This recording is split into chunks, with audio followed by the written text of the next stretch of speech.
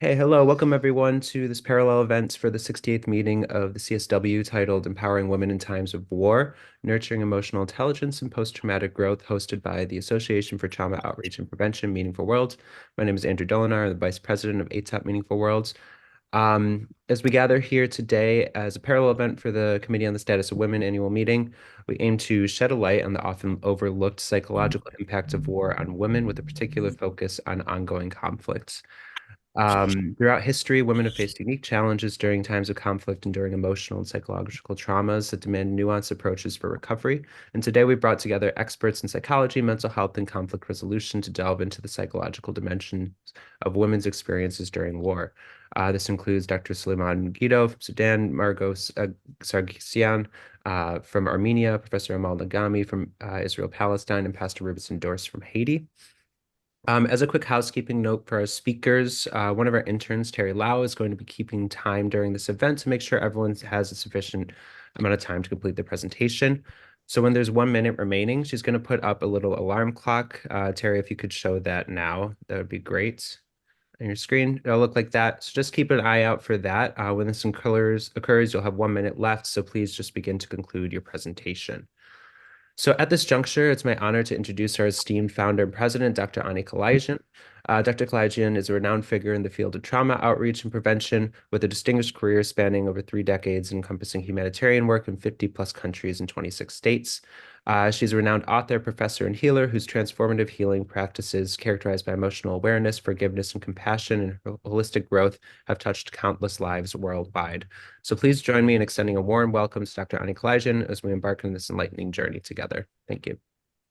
Thank you so much. I really, truly appreciate that. We have a very exciting program today, and 68 is a kind of a senior for the Commission of Status of Women. But we have a lot to still grow to appreciate and acknowledge and uplift women that hold half the sky, we say often. I see a lot of similarities between Mother Nature and women. We love them, but we take them for granted. We don't show our appreciation. So I wrote something, some of you have heard it before, gratitude to Mother Earth. I'm grateful for all that you do to nurture, love, and protect us. Thank you for being consistently supportive, compassionate, and present. If you can please take the flyer off so I can see everybody's face. Thank you. When I'm feeling tired and weary, you energize me with brother sun, empowering me within and energizing my body, mind, and soul. When I'm feeling sad and abandoned, you guide me to an abandoned tree, to an almond tree, actually. The trunk empowers me and supports my back, while the branches give me shade and comfort. When I'm feeling used and victimized, I submerge myself in the bosom of your sea. Just like a womb, not only do you wash my miseries away, but also nurture, feed, and caress me to wholesome. When I'm feeling hopeless and disenchanted, you lead me to beautiful sunrise. Watching the sun come up fills me with hope, perseverance, and faith, and lets me know that all is okay, will be okay. When I feel I'm in darkness or lost, you illuminate with ever present sister moon, guiding my way through the unknown until I reconnect with my inner compass. When I'm in fear and wanting to run away, you send a cloud formation, reminding me that just like the clouds, my emotions are always in motion. If only I could detach and set them free. Thank you, Mother Earth. On the 68th anniversary of the Commission on Status of Women, just like you, we all possess the power to choose, to be, to care, and to watch our emotions with detachment and love. You show me how to become whole by being and not, as Descartes once said, by thinking. I am because I am a human being, not a human doing. I don't identify with my thoughts, nor do I identify with my emotions. I am because I love unconditionally and I create joy and peace within me as well as all around. Thank you.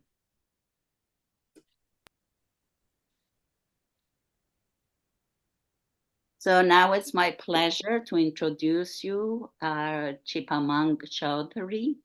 Our Bante is originally from Bangladesh. He was ordained as novice monk in 97, and with his Buddhist education, monastic training, and all the meditations, he inspires us all. Welcome.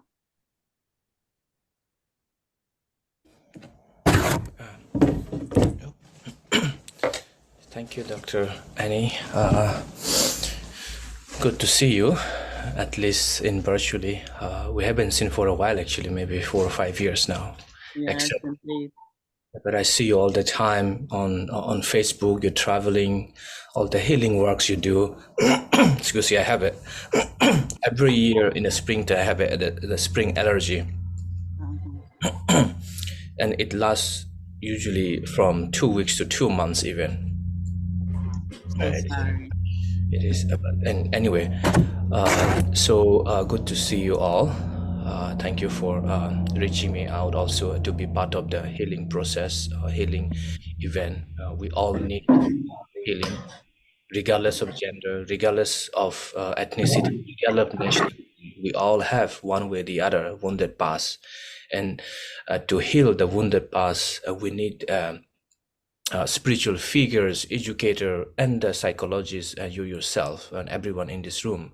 We are part of the process. We are part of one another. We need one another, and bringing us from different people in this one room. It is also a kind of healing, also at least for me. With that, I will do small meditations. I will do very simplified form of meditation, and I will do first three portion of chanting that picked up from my teachers or my education Buddhist training books that I do. You don't have to take it is as a religious base, also religious chanting, but take it as a healing process also.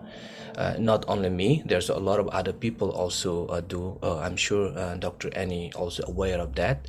This is what we call in Sanskrit, Maitri Bhavana, or it's a loving kindness meditation, a form of loving kindness meditation. Okay, so we will portion of that because you have plenty of other people to share all the healing thing that, and I'm eagerly waiting to listen also. Part of the thing healing is we need to be listener also. Mhm.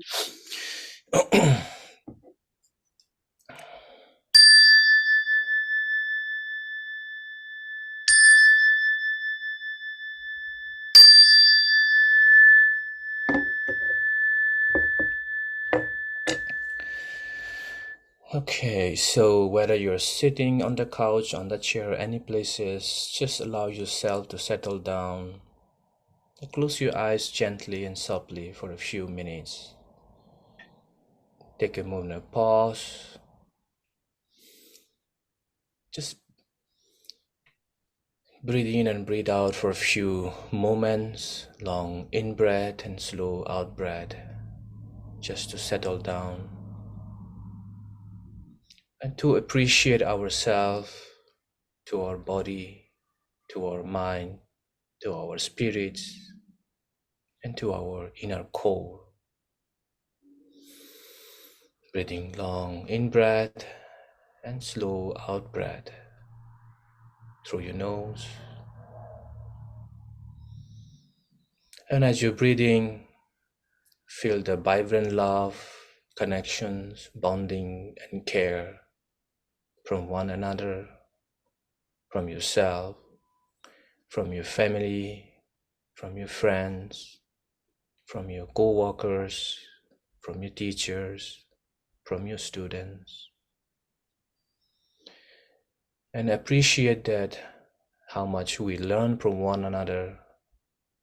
Even sometimes circumstances can be rough and tough. But it is the pain, it is the roughness, it is the toughness, it is the inconvenience that we learn the most beautiful lessons, the patience to be kind and to move on. Healing start from ourselves.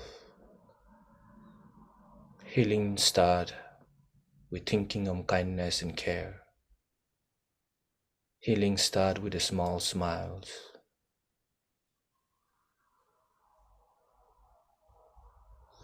And now just repeat after me, slowly, slowly. Ahang awero homi, abhyapajo homi, onigo homi, sukhi atta nang pariharomi. May I be free from enmity and danger. May I be free from mental suffering. May I be free from physical suffering. May I take care of myself happily. That's the translation that we have chanted in Pali. Again. Mama mata pitu acharya cha jnati metta cha sabrahmacharino cha avera hantu abhyapaja hantu oniga hantu sukhi attanang pariharantu. May my parents, may my teachers, relatives, and friends be free from enmity and danger, be free from physical suffering. May they take care of themselves happily. One more time. Ahang avero homi, abhyapajo homi, onigo homi, sukhi attanang pariharomi. May I be free from enmity and danger. May I be free from mental suffering. May I be free from physical suffering. May I take care of myself happily. And bring back your center of attention's awareness into your breathing. As you're breathing, receiving all the love from the universe, from the Mother Earth. And as you breathe out, and give back your kindness and care, attentions, everything to the universe and to the Mother Earth. Once we take, it is our responsibility also to get it back. Healing is sharing. Sharing is healing.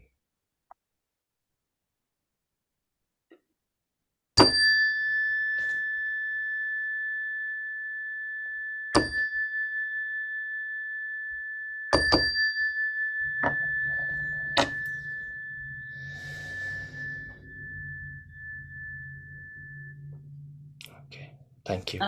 So has happened, a miracle we experienced. We have been suffering without being able to hear the bell. And today we heard the bell. It's a miracle. Thank you so much. Thank you. Thank you so much. let's move on. Thank you. So if I may, I will introduce Dr. Suleiman A. Giddo as he's the next speaker. Dr. Suleiman A. Giddo is a highly experienced expert with over 20 years of expertise in leadership, international relations, mediation, strategic planning, and disaster and emergency management. He has successfully created strategic plans for governments and private institutions in the Middle East, Africa, and the United States. Dr. Guido has served in senior positions for several international organizations, including the American Red Cross, Management System International, and Qatar Foundation, and has consulted for the UA-UN Joint Mission. He has also served as a board member for several institutions and organizations. Dr. Guido founded Darfur Peace and Development, a nonprofit organization in the United States of America, where he raised millions of dollars for relief, health, and education. He is also the founder and president of Sub-Saharan University, which offers 8 programs in diverse fields such as medicine and general surgery, nursing, medical lab, business administration, information technology, computer network, and banking and finance, with over 2,300 students, mostly from internally displaced persons. Dr. Guido, if you will take the floor. We can give a screen sharing.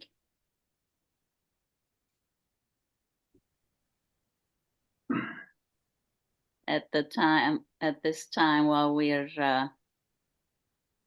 managing the screen, I like.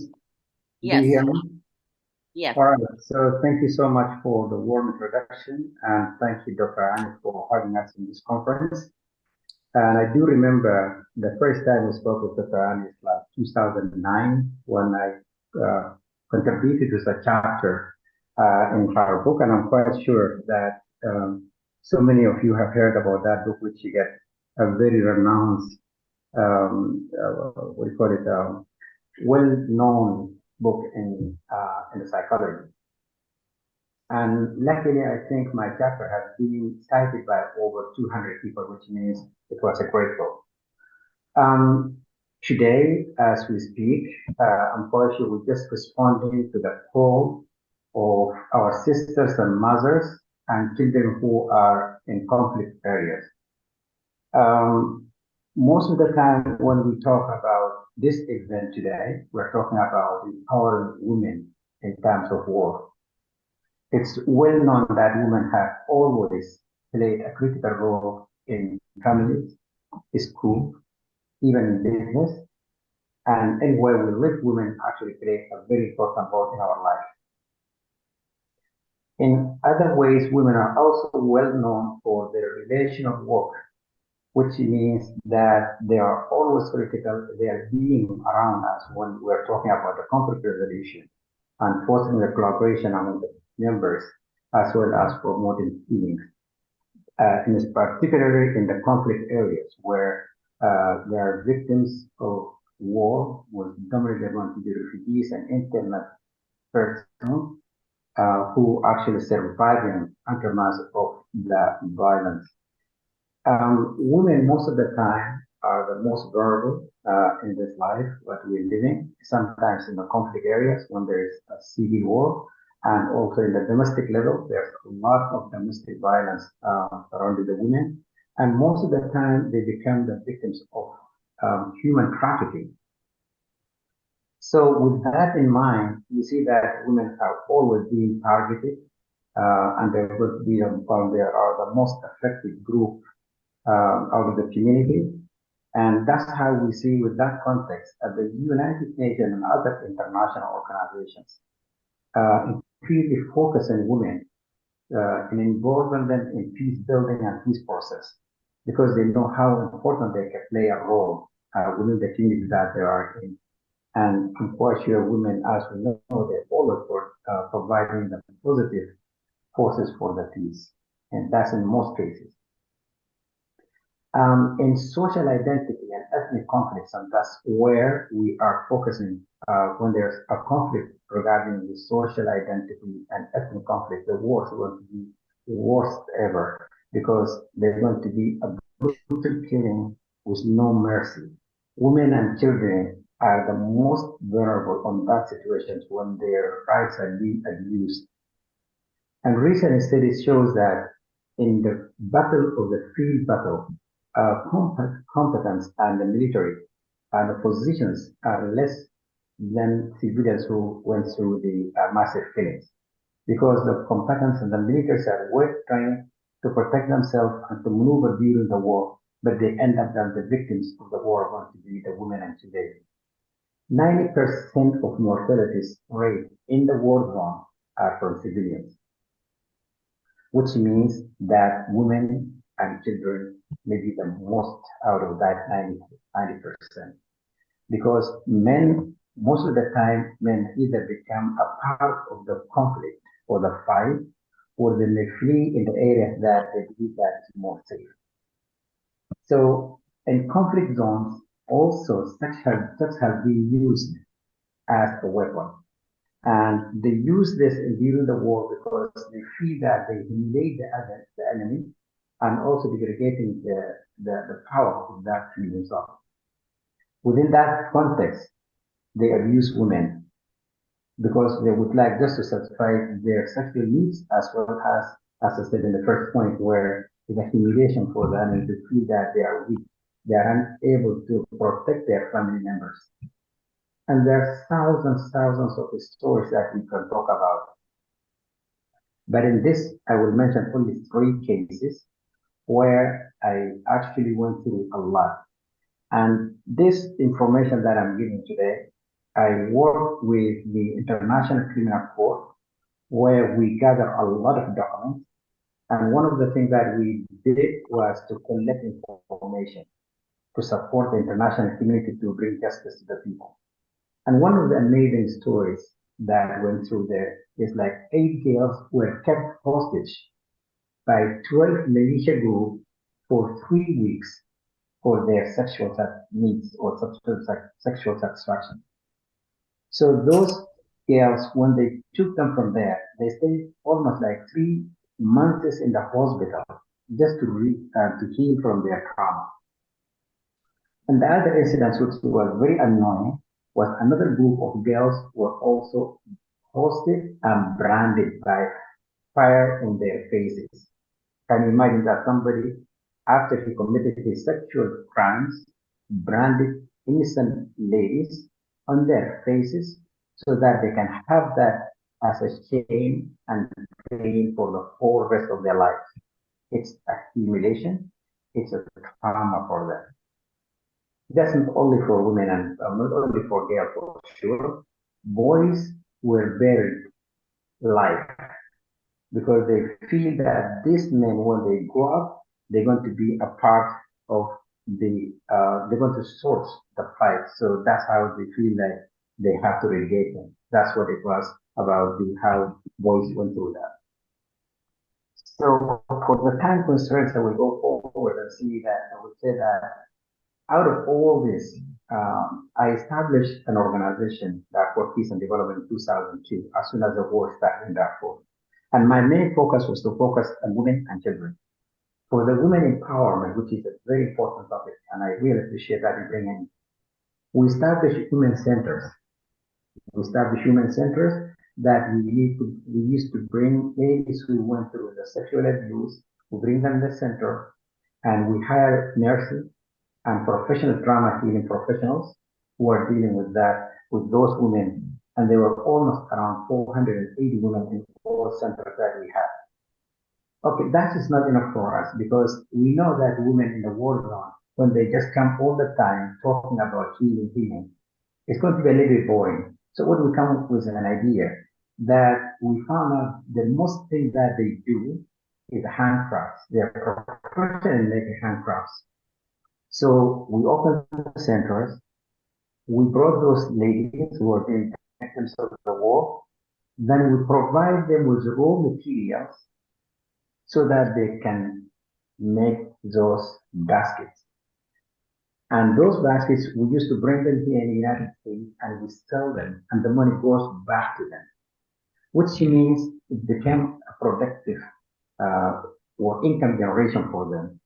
And with that, they earn money. Also, they went through a trauma healing with our professionals, and also they can talk to each other in one shelter, where it was a good heaven for them to stay long as that. They started from 8 a.m. until 4 p.m. And we found that it has a lot of good impacts on solving their healing. So with that, I believe that it's one of the tools that we use to heal trauma in the conflict zone with the women. And I think it was pretty important for women. We also established centers, which were for adult learning for the women themselves. We taught them how to write, how to write and read, and it was also had a good impact on those communities.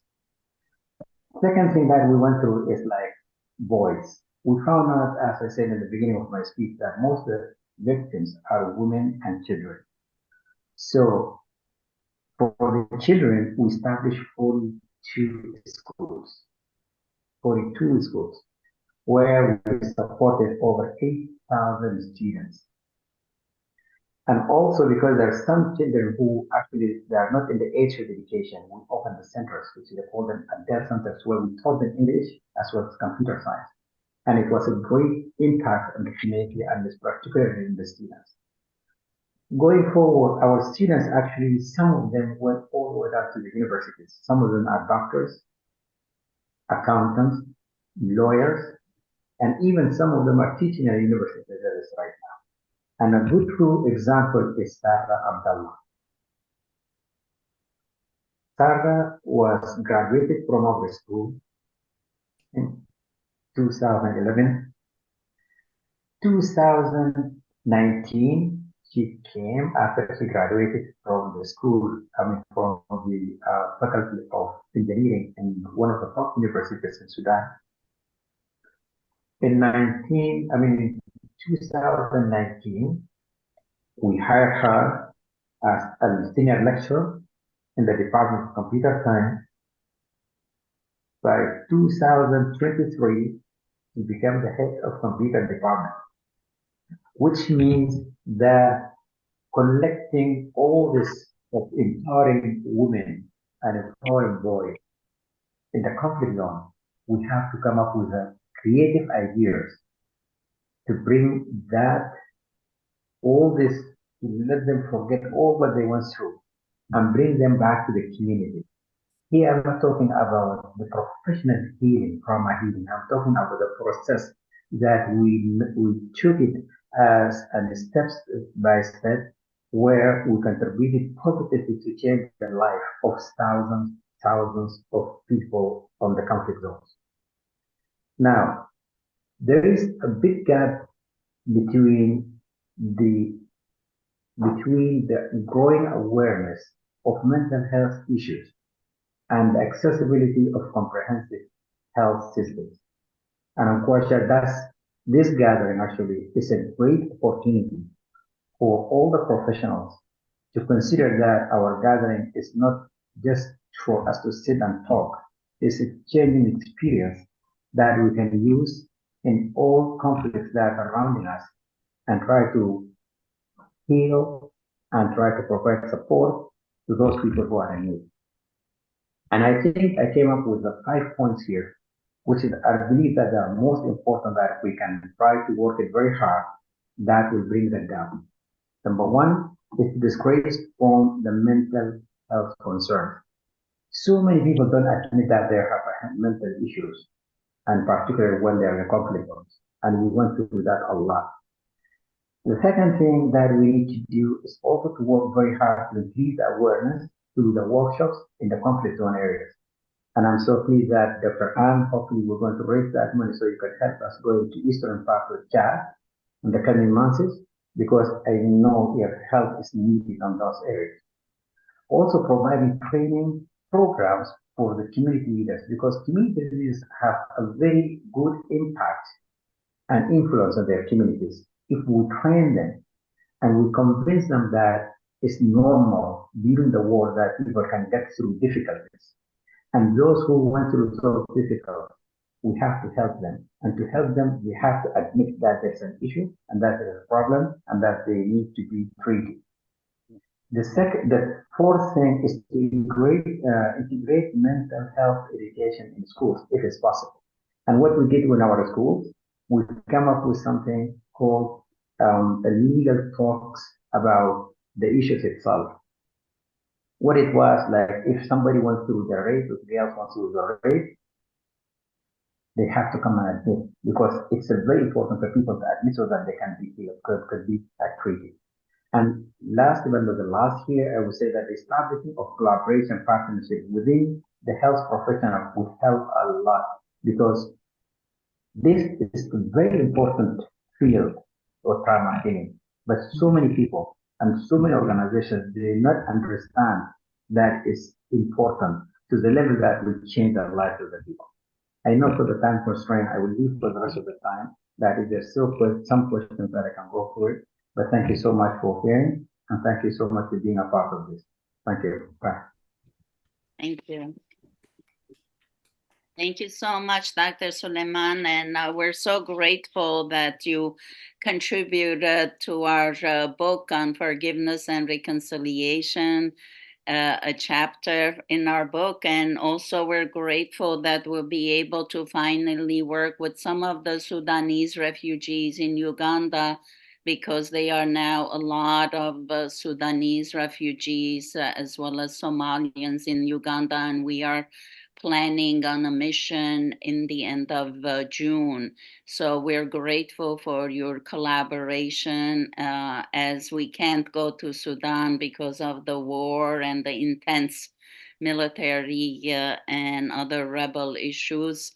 But at least we can go to and help the refugees in Uganda. We appreciate you immensely, and we look forward to our continued collaborative work. We have a lot to do. And I think one thing that I like you to think about, since you're working with ICC, is to have certain kind of consequences for these horrendous acts by men in terms of using women in sexual slavery, because we hear this in every war, in every genocide, starting with Ottoman Turkish all the way Rwanda, Cambodia, Haiti with the gangs. We hear it from every country. So this must stop, because the trauma is passed on to many generations. And we found out, even when we worked in Sierra Leone, that these women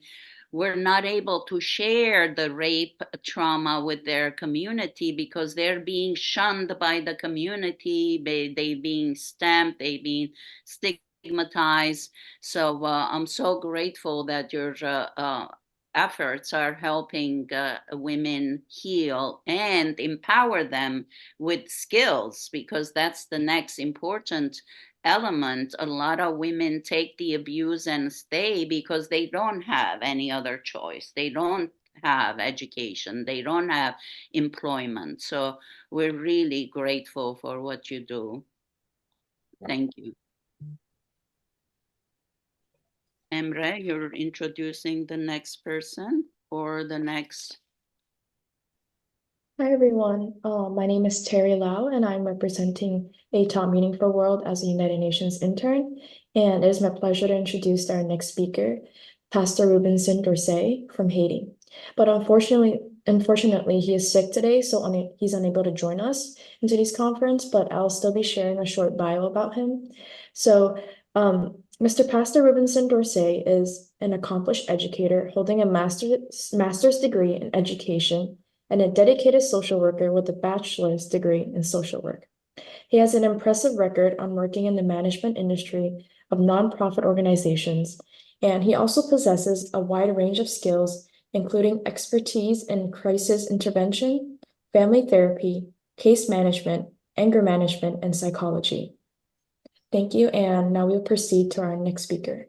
I just wanted to shortly mention that Pastor Robinson has been working with us in Haiti for 14 years, since 2010. When we went there, he was just an undergrad student trying to get his social work bachelor's, and he has been part of our mission, over 18 mission we had in Haiti.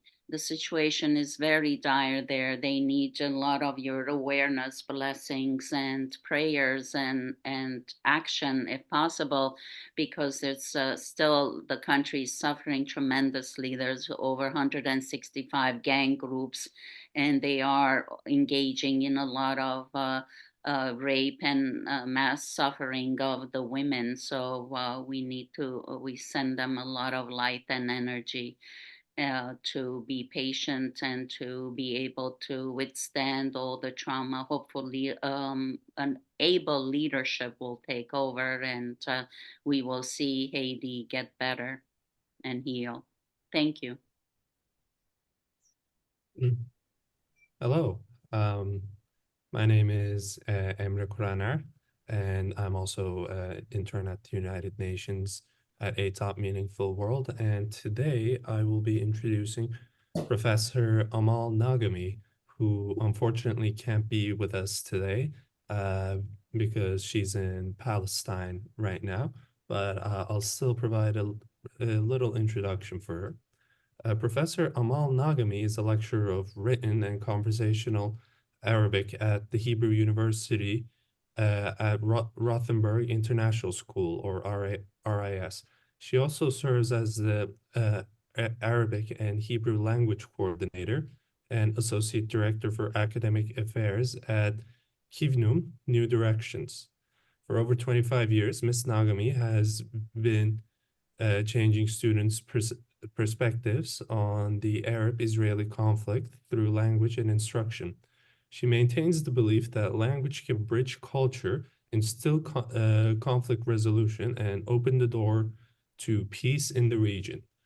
She is also a respected international speaker and educator on Arab women's rights and female empowerment as a gendered approach to peace building and conflict resolution. And she's an active United Nations committee member for Women, Peace, and Security, a native speaker of both Arabic and Hebrew, who is also fluent in English. Ms. Nagami holds a master's degree in education and a master's degree in social work. And since she can't be here with us today, we will be sharing a video provided to us by our partners in Rwanda. Let me briefly, thank you, Emre, very much. And briefly, let me share that the MEL and Meaningful World have been also partners since 1998. And we have been doing missions both for Israeli and Palestinian collaboration, cooperation, and understanding. And she has helped us in our missions in the West Bank, so we appreciate her for that. Thank you. And this next YouTube is the work of invention and creation of our partner in Rwanda, Alois Desimana. And Alois, would you like to introduce just a few words, not long? And then we will, of course, hear your YouTube message for women. Oh, actually, the message is to men. Thank you for that. Yes, very important. Yes. Thank you so much, Dr. Annie. My name is Alois, as you said, and I'm based here in Rwanda, Kigali. And actually, I wrote this letter, a letter to all men. It's not only for men, it's for the whole world. The letter is mainly intends to remind the humanity, the world, that women are the cradle of humanity, that women are the heartbeat of the world. Without women, we cannot know this world as we know it. We cannot know this planet as we know it. I did an interview with one of the TV show here in Kigali, and I just ask them one question that I like to ask everybody when I want to talk about this letter to all men. I said, imagine if women worldwide contest and refuse to give birth anymore. The world cannot exist anymore. So it was just, I'm sorry? It's okay, go ahead. We're going to show the film. Thank you. Okay, thank you. Okay. Emre? To all men. Dear men, I love the song, Count Your Blessings.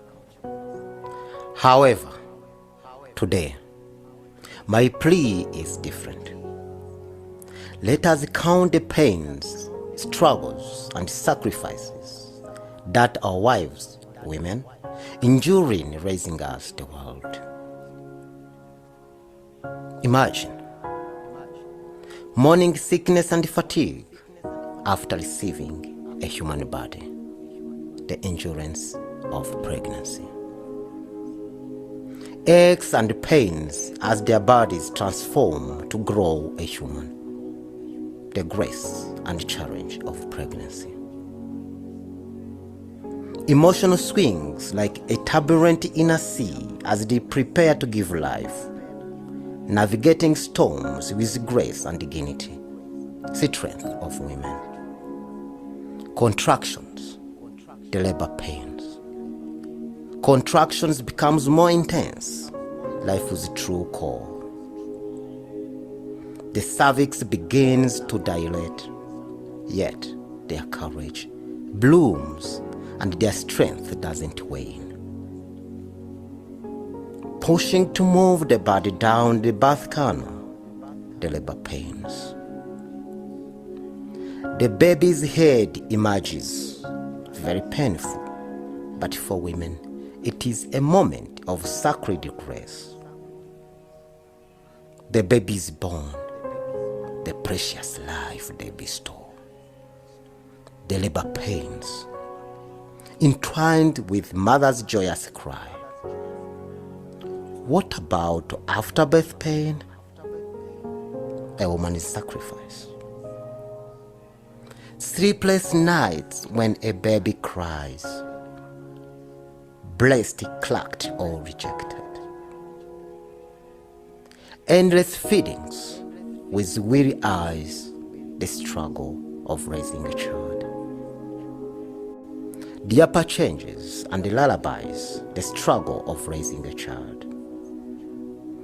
Teething troubles with endless scythe, struggles continue. Watching the child as they learn to claw and crave independence.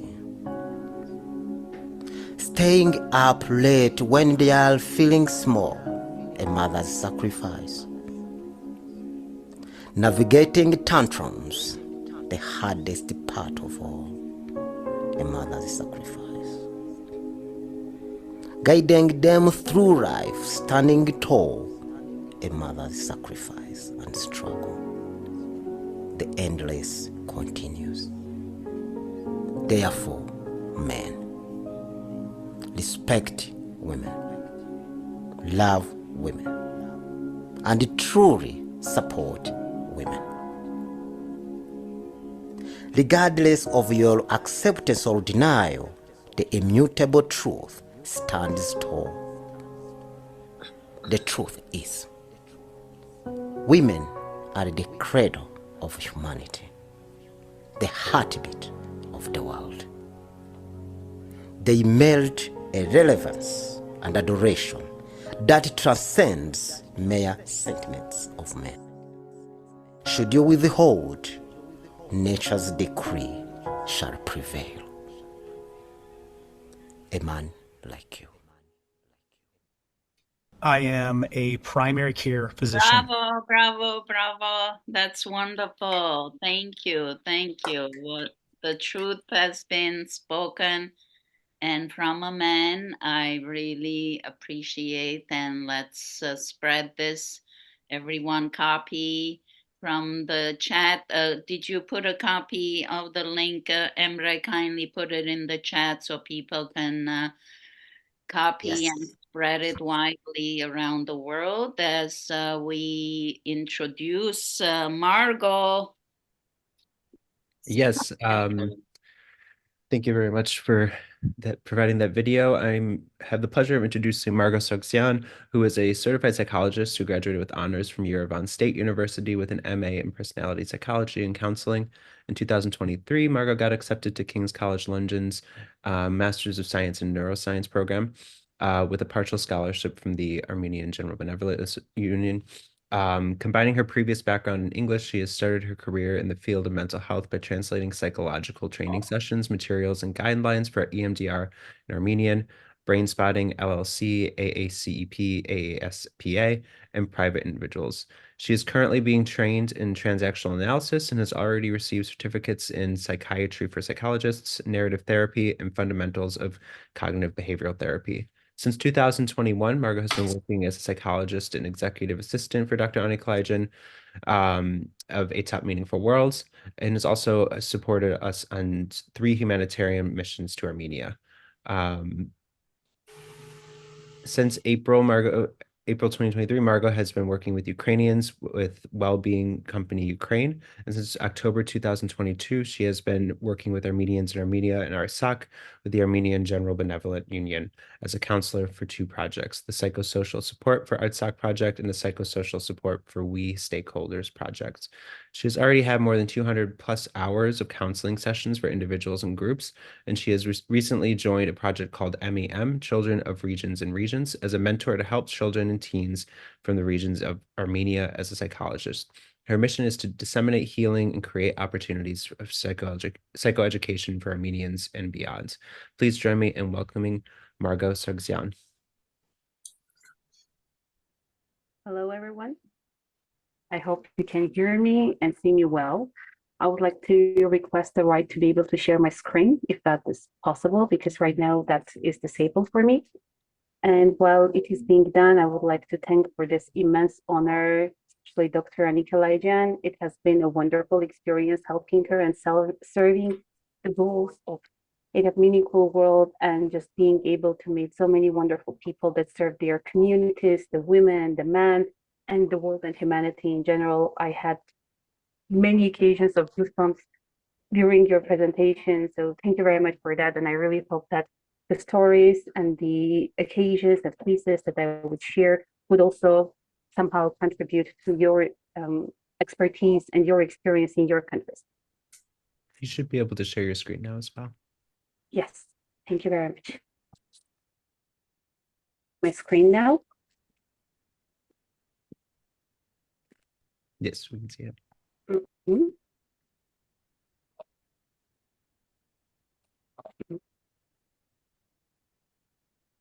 So I would like to speak about the humanitarian missions that I have been a part of as the executive assistant and volunteer, helping Dr. Ani start healing novel methodologies and healing methods in Armenia and beyond. And I'm going to speak with a little bit of an historical outlook, I would say, when it comes to how we try to empower women in Armenia and how we tried to do that also for displaced women and children and families that were forcibly, unfortunately, thrown away from their ancestral homeland last year in September. So during our work, Dr. Ani and the team put a lot of emphasis on the transformative impact of nurturing emotional intelligence, and it has become a catalyst for empowering women amidst the challenges of war. I want you to imagine that Armenia has been so far, unfortunately, a society in which women's rights and their abilities haven't been recognized in their full, and we are still trying and doing our best in order to be able to ensure all the opportunities are there for women. And A Meaningful World has done amazing work in that, me being a witness of that in providing vulnerable communities across the world with healing opportunities in more than 50 plus countries, and especially the women with tools and psychological aid to go through hard times. I want to mention that Dr. Ani first came to Armenia in 1988, where it was extremely hard actually to get to Armenia because it was still part of the Soviet Union. in order to help the survivors of Spitak earthquake, which was a devastating earthquake and a big hit when it came, and a big impact when it comes to the Armenian narrative and how we still think and perceive ourselves as a nation and as a community, and has been still serving Armenians and other communities in the world for more than 36 years. And I would like you to imagine for a second that we are speaking about communities where women still need to be empowered, when they still need to be the true holders of their rights and of their voices, and just to be able to express what they want.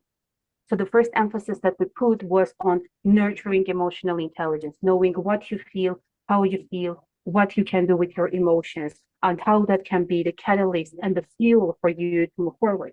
And here you would see pictures from the workshops and seminars that Dr. Ani and another dedicated member of our team, Natalia, did during their last visit to Armenia. This is at the Urartu University and the American University of Armenia.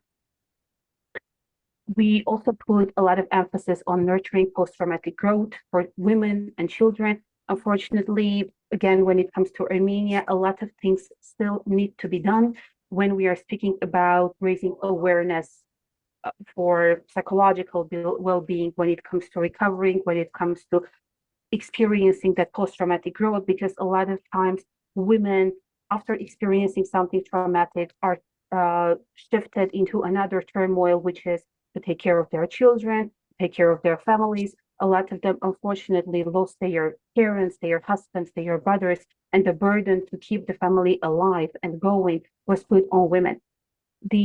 Out of the big pool of refugees that APO worked with, from 70 to 80% of them were displaced women and children that came to Armenia from Artsakh without almost not anything.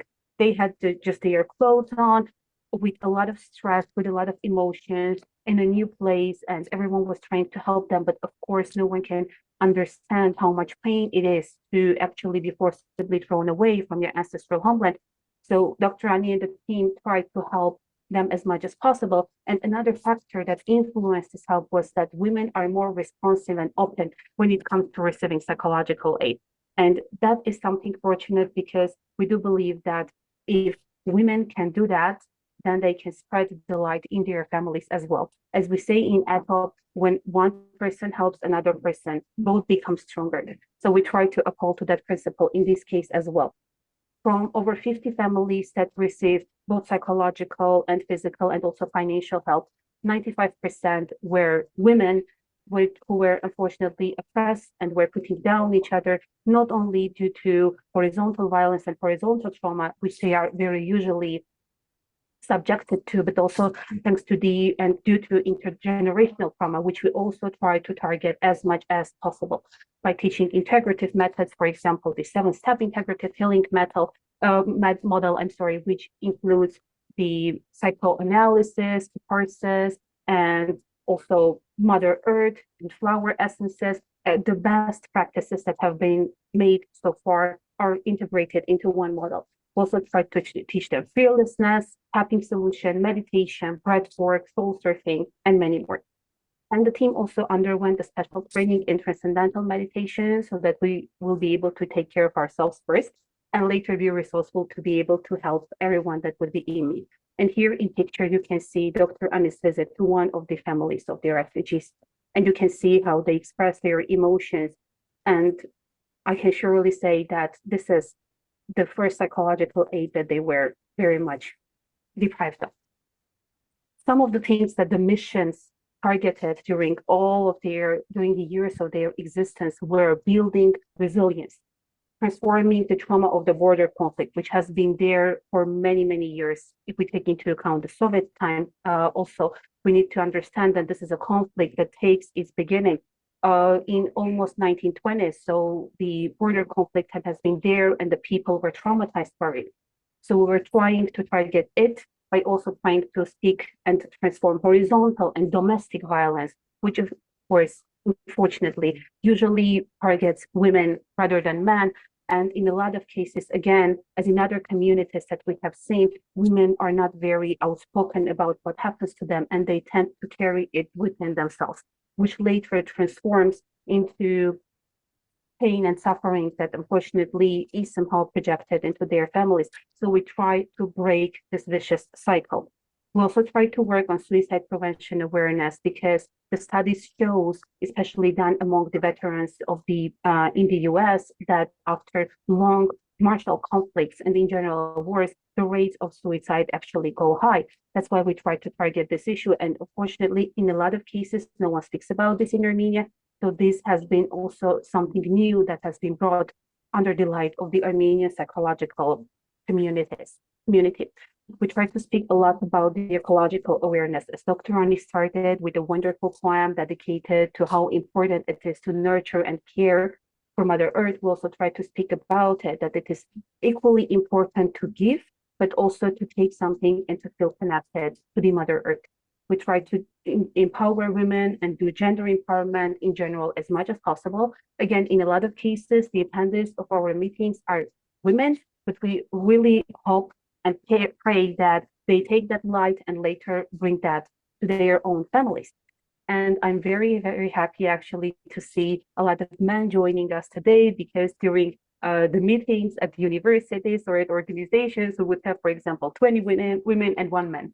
Usually that 1 man would be the director or the CEO of the organization, or for example, the acting head. And I'm very, very happy to see men from all around the world joining us in upholding women and helping us, because we can do this only together.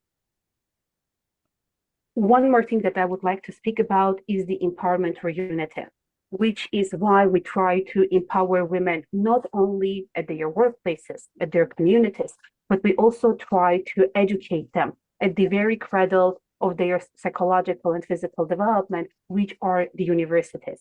So we had only last year wonderful meetings at 6 departments of 5 universities. And I want to mention that these universities aren't only located in the capital Yerevan, but also in Goris, in the Sunni region, which has been the target for a lot of atrocities, and also became the main place where people from Artsakh were fleeing, because just physically and geographically, it is located the closer. So Sunni take a lot of burden when it comes to serving and helping and saving refugees from Artsakh. So it was very important for us to train the future psychologists that are going to serve the people from Artsakh.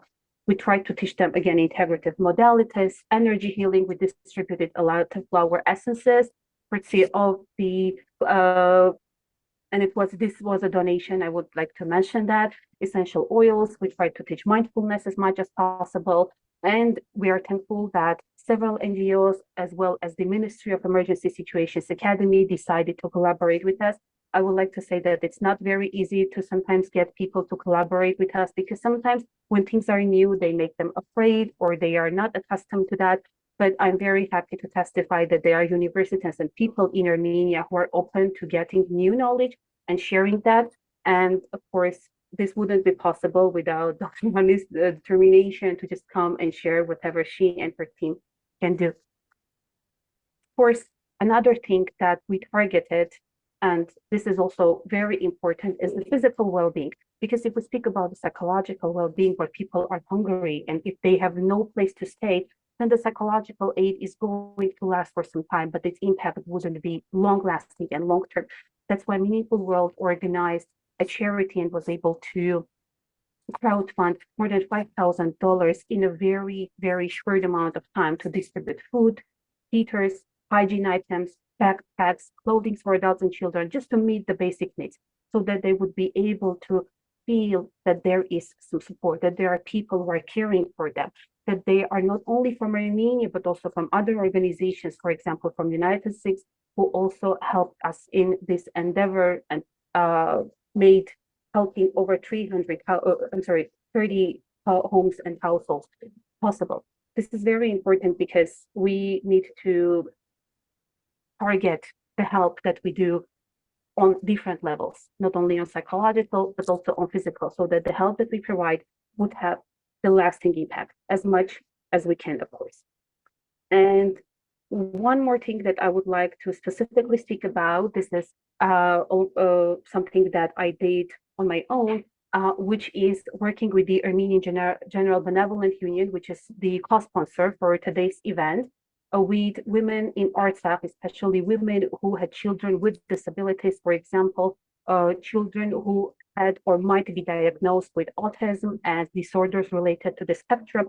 And I was trying to work both with individuals and groups to be able to convey to them the knowledge that would be necessary for them to regulate, to work on their emotions, to know to stabilize themselves, to teach self-helping techniques, and just to train professionals, for example, doctors, nurses, or social workers, who usually have patients that come to them who speak about physical symptoms, but after that they transition into speaking about something from their psychological well-being, so that these professionals, though in blockade, are still able to help them. And this is, I think, a heroic act when people not only try to help within their capacity, but also try to learn something new so that they can go the extra mile and help as much as they were able to.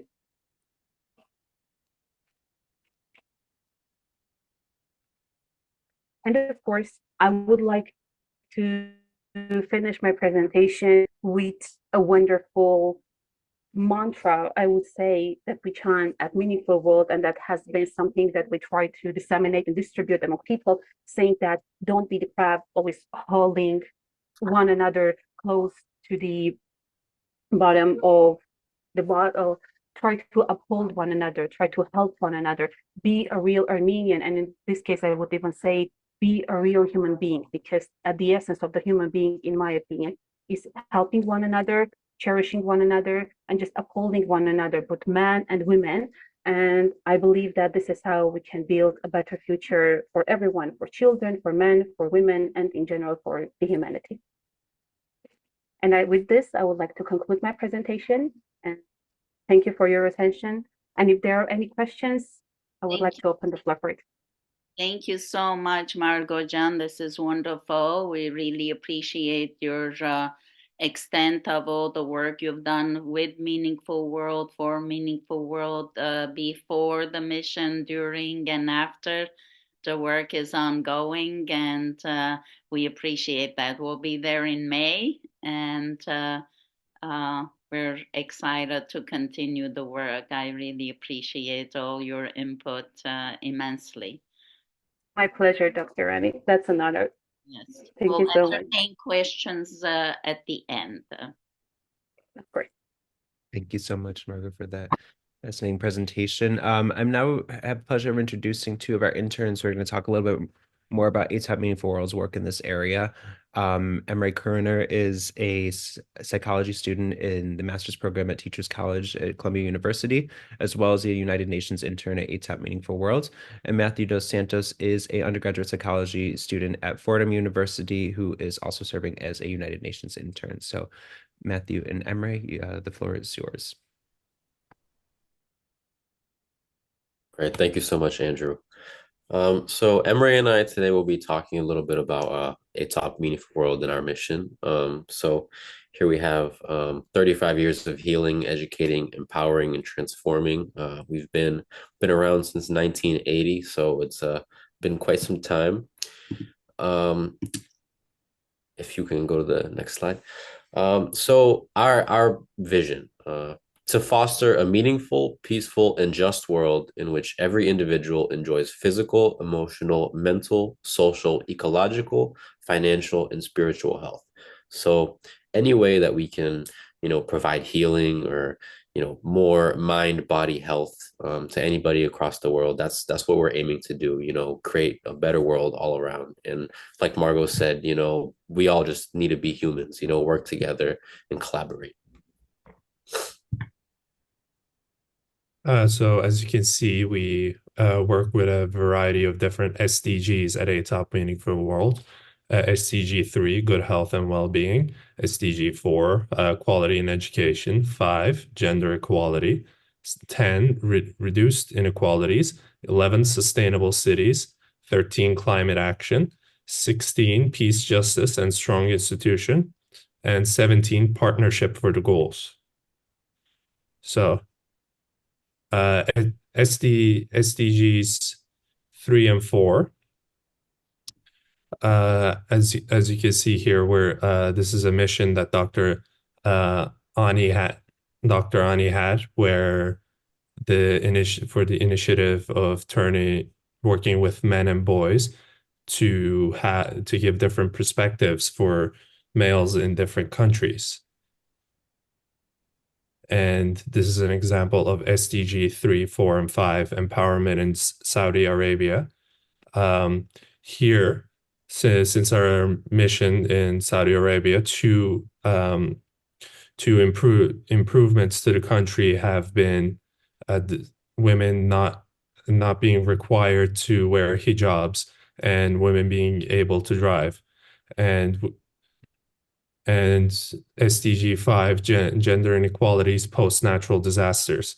This is a image from the earthquake in Syria, where Dr. Ani and Meaningful World conducted a humanitarian relief and mental first aid mission. And so some of the issues that we kind of addressed were the educational disparities, power differentials affecting the resource allocation. So most of the resources were usually allotted to the men because they were seen as the leaders of their community. And so because of this, there was a lot of cultural restrictions, especially for the women, being they didn't have as much say in what was going on in the community. And as well, the gender issues in recovery. So dealing with all of these cultural restrictions, is our mission to kind of expand the access to resources to not just the men, but to the women as well, so they can, be a part of the solution. And here's a image of the men carrying a woman from the horrible hurricane Katrina, if I remember correctly. Yes, correct. Yes. Yes. And here's Dr. Ani when in a couple of her missions. So on the left, you can see in Haiti, she was doing a yoga workshop. And on the right, she's working in the DR Congo with the kids, doing different healing workshops with them. And as well here in New York as well, we also do healing workshops, as well as the Kenya slums. We have some workshops coming up soon, and we shall get to that after the presentation. Mm-hmm. Also, working with men around the world. One of our initiatives is men and boys as well, to educate more emotionally intelligent and well-rounded men, because as our motto states, once we help one person, we help everyone.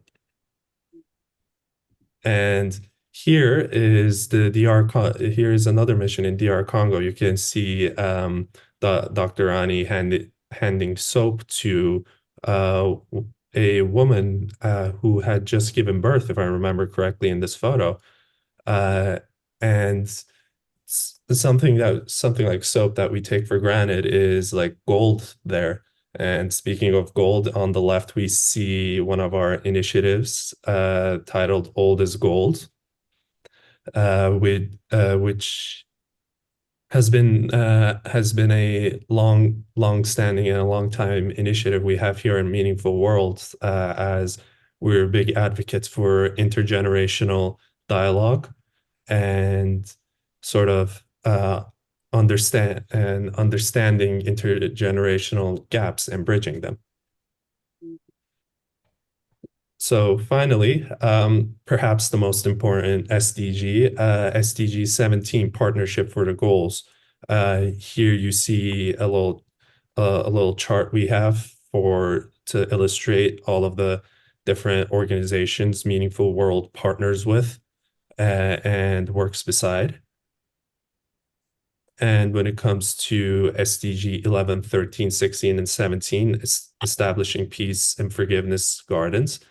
This is another project we have. If you're familiar with Dr. Ani, you would know she has a very vibrant garden, and she likes to share that knowledge with other places in order to establish these forgiveness gardens and raise some more public morale.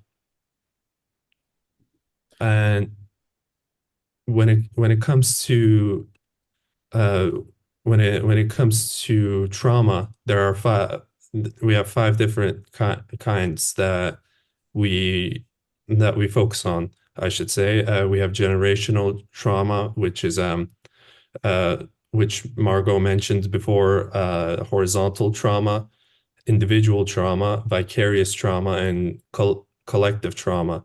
And trauma that is not transformed will be transferred to others. That's one of our main, I should say, taglines when it comes to how we approach the issue.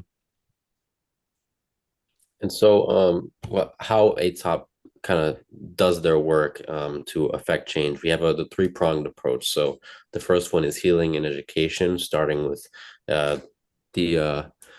usually starting with the seven-step integrative healing model. The second step is through research, publications, and dissemination.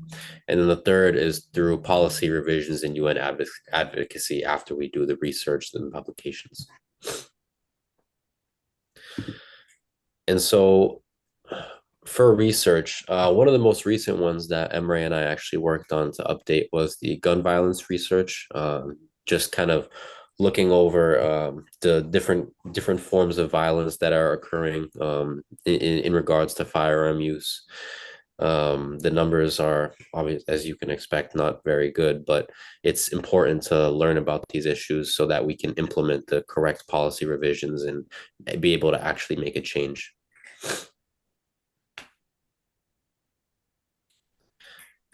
Some of the publications that Dr. Rani has made, a journey of empowerment, healing, and transformation. Forget Me Not. This is a 7 steps for healing our body, mind, spirit, and Mother Earth. So in this book, Dr. Ani highlights her 7-step integrative healing model, which we will go over further in detail. This one's also a personal favorite of mine if you're interested in any of them. Forgiveness and reconciliation. Disaster and mass trauma, which is very important for this field. And mass trauma and emotional healing around the world. There are 2 volumes for this one, which Dr. Ani has published. Here's the second one. And here we have an audio compact disc with different meditation playlist. And here's the 7-step integrative healing model, which at 12 o'clock we will be going into for our support group. First, of course, assess the levels of distress, stress, trauma using the chart on the next page. And from there, you would pick one of these emotions and you would decide which emotion you are feeling on the border, not in the middle, because we want to stay away from anger, and scale it on from 0 to 10. And then from there, we identify what it is that's making you feel these emotions. We go through a catharsis process where you discuss your emotions, what's making you feel this way. And from there, we empathize and we discuss different ways for you to overcome these challenges or this negative emotion that you're feeling. And here are some images of our annual education programs at the United Nations, which always come out to be a great hit and great big success. And we have done 90 humanitarian missions, healing and education in 50 countries and 7 regions. Since 1980, Dr. Ani has been doing plenty of work, as much as she can possibly fit in her schedule. So because of that, we're always grateful to Dr. Ani for her great work. And these are some more local programs that we conducted in the New York and tri-state area, educated for mental health education in lower income neighborhoods and lower income schools. And mindfulness. Mindfulness is a very big part of what we do in Meaningful World. It's a very big part of what we want to educate people in. And yeah. Oh, here's this image is a valley, I believe in India. This lady, she planted numerous flowers throughout her life, because before this image was taken, this valley was very desolate, very dry and gray, not much life. But this lady, over the course of many years, she planted numerous flowers and kept planting them. And now the woman who planted the flowers is long past, but the flowers continue to bloom every year. So this is a good example of the connecting with Mother Nature that Dr. Ani likes to emphasize, because even after we go on, the our a change in the world can still be seen, even just by planting trees, planting flowers. Yeah, we can make a beautiful effect in this world. Wonderful. And yeah, thank you for listening. Thank you. Thank you. Thank you.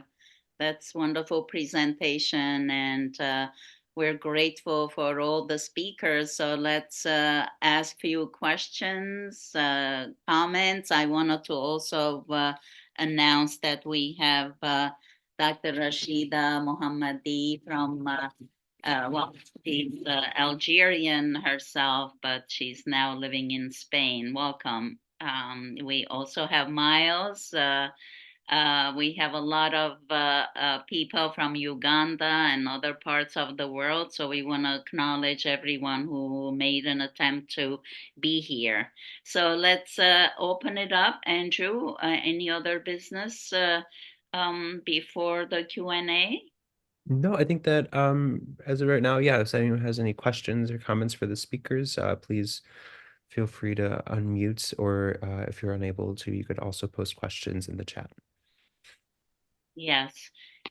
These are some of the upcoming events. Next Saturday, we have our workshop on disaster relief and meaning making and mindfulness. So we have a Zoom ability. Of course, you can join us, let us know, email us.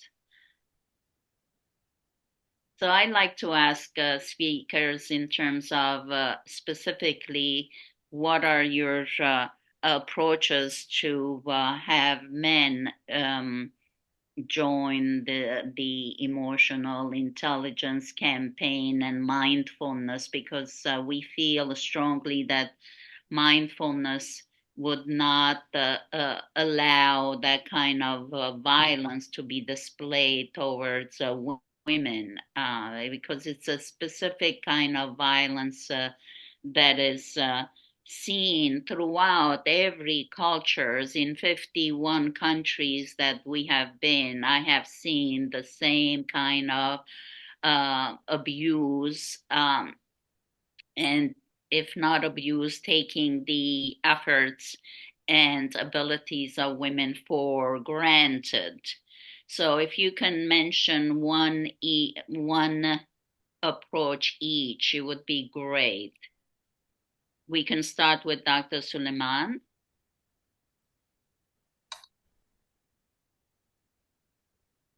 And if you're not ready, we can go with anyone here. You have to unmute. Well, thank you so much. See, I've been in a conflict zone for so many times and so many years. One thing that's common between men is that most of men who are in the battles are not educated. Are not educated? Yes. Mm-hmm. And when they mobilize them, actually, it's called the mobilization of the fighters. When they mobilize them, one of the incentives that they told them, like everything you get is yours. Like get to the battle. If you are able to find like cars, anything that you find and looted is yours. As a reward for you becoming part of the conflict or other part of the fight. Right. And also the culture, and I think for generations, and even back in the history, we know that when there is a war, Actually, they capture women and girls as also as a reward from their fights. So what I mean by that is like for the peacemakers to think positively, we need to educate people. I went to just to give you a give you an example one time. I was in a workshop, I think it's 2011. Because of time, Dr. Suleiman, because we have short time, if you can just tell us the approach or the idea. Yeah. Okay, no problem. So the idea is that most people who are in the battles, they are not educated. So it's a way that we have to engage them. I mean, that's what the bottom line of what Great. I was trying to. Education. All right. Who would be next? Margot?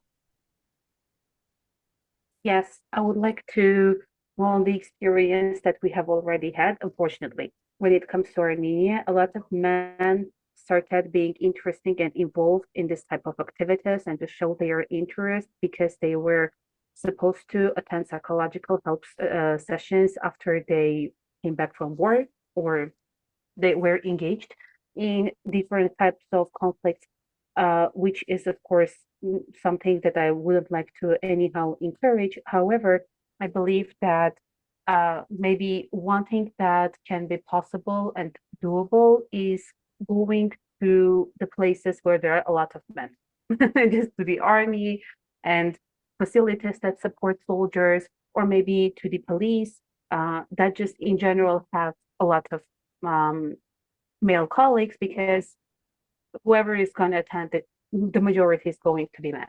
On the other hand, of course, there is a lot of things to be done when it comes to educating that it is okay to just express emotions, that it's okay to be sad, that it's okay to be vulnerable sometimes.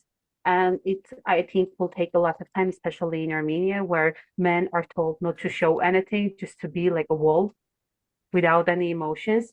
So definitely that education will take time.